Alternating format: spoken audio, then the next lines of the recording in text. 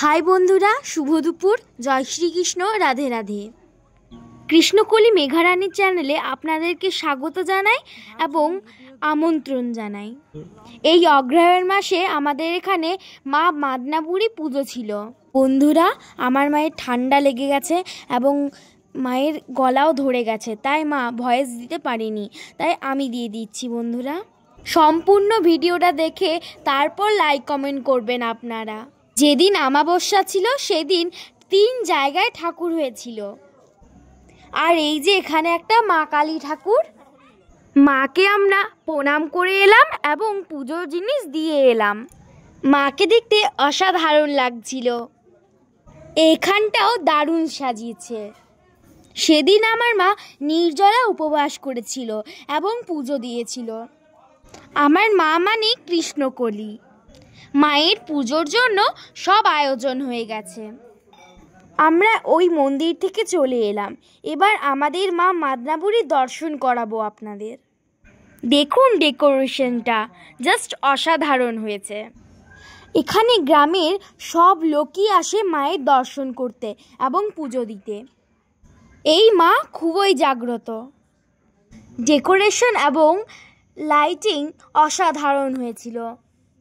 আমার মা পুজোর কাজে ব্যস্ত ছিল, তাই আমি মায়ের একটু হেল্প করে দিচ্ছিলাম ফোনে একটু ভিডিও করতে। এই ডেকোরেশনটা আমার খুব ভালো লেগেছে। আপনাদের কেমন লেগেছে এই ডেকোরেশনটা, সেটা কমেন্টে জানিয়ে দেবেন। আশেপাশে অনেক ফাস্ট ফুডে দোকান বসেছিল। আমি তো উপোস করিনি, তাই আমি খুব মজা করে ফাস্ট ফুড খেয়েছিলাম। একটু অপেক্ষার পর এই যে আমি মায়ের দর্শন করে নিলাম, আর আপনারাও করে নিন। মাকে অসাধারণ সাজিয়েছে। মাকে সোনার গয়না দিয়ে অনেক সুন্দর সাজিয়েছিল। আরেকটা জায়গায় ঠাকুর হয়েছিল, সেখানে মাকেও খুব সুন্দর সাজিয়েছিল। আর ডেকোরেশনটাও জাস্ট অসাধারণ হয়েছিল, কিন্তু ভিডিও করতে পারিনি। এখানে প্রচুর লোক দণ্ডি দেয়। এবছর 115 জন দণ্ডি দিয়েছিল। প্রচুর লোক হওয়ার কারণে সেই ভিডিওটা তুলে ধরতে পারিনি।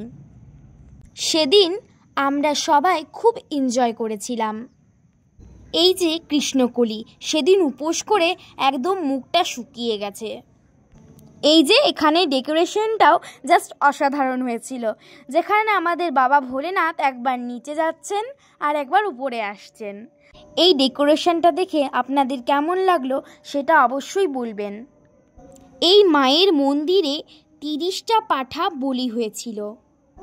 আপনারা কৃষ্ণকলিকে এত ভালোবাসা দিচ্ছেন, তাই আপনাদেরকে অসংখ্য ধন্যবাদ জানাই।